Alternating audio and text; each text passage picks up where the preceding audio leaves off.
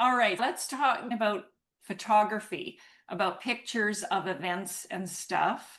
I have hired people before at the opening of the artist project to take photos because I have no photos of myself with my work. I look online and I see beautiful photos of people standing by their artwork, and it's handy to have because they're good for bio shots. They're good for marketing, and a good photo does seem to draw more attention than just your typical selfie. You can tell the difference. To me, it elevates your website too if you've got good photos as opposed to. So I hired a young woman.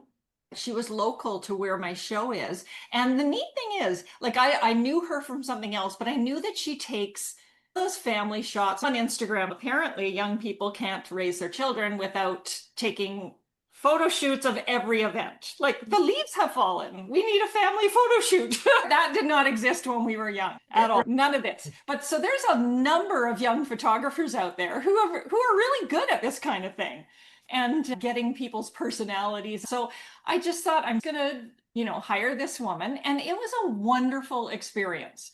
So she came and took photos, and the lighting in the galleries is difficult for photography. She was very good. It was just fun because she did fun stuff like taking that photo through the front window.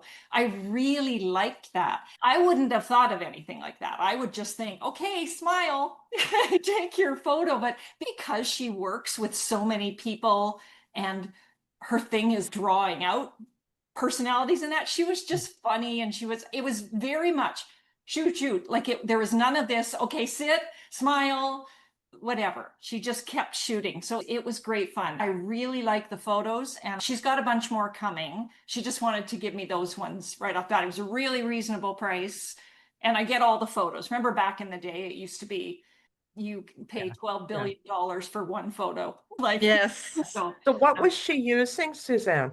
using as in camera? Yeah.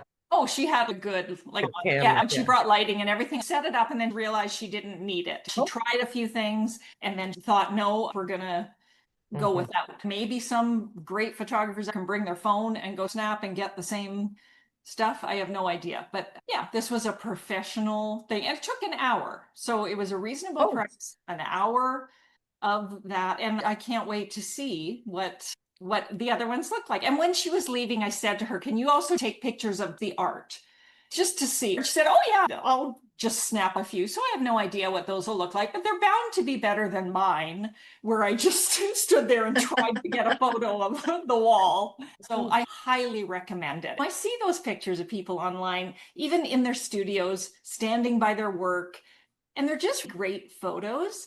And I've never had those in my studio. So when I do move and get my studio set up, if I have a bunch of work because I'm preparing for something, I think I might hire her again to just take studio shots, because those really are the gift that you're giving, and they don't date themselves. Like, I can't use, as much as I love that one with through the window, I can't use that forever as a bio shot because it's got the name of the gallery in it, but I can use it on a page of exhibitions or something. Yeah.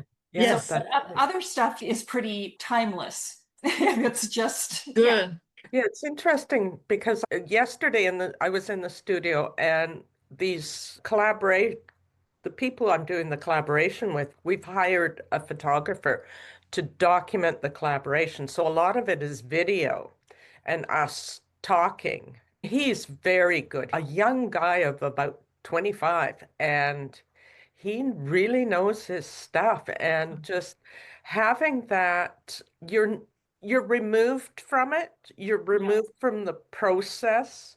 It is all about you and your art, but it's not you having to do it. I think it brings that perspective into it. You're not posing. When you see the final result, you will realize, I know that everybody keeps saying, oh, you can do it yourself. There's all these tools we have. There is such a difference when somebody who is what they do. Like, we can all paint a painting. Joe Blow on the street can paint a painting. But for people who do it professionally or been doing it for a long time, you're going to be able to tell the difference. So when people are good at what they do, I can't wait to see your things. I think you'll be amazed, Susan. And how Yeah. about you, Chantal? What's your experience been? I had a professional photographer come and photograph me. It's very stay still, just smile, and we'll take some photos. And I don't really like those.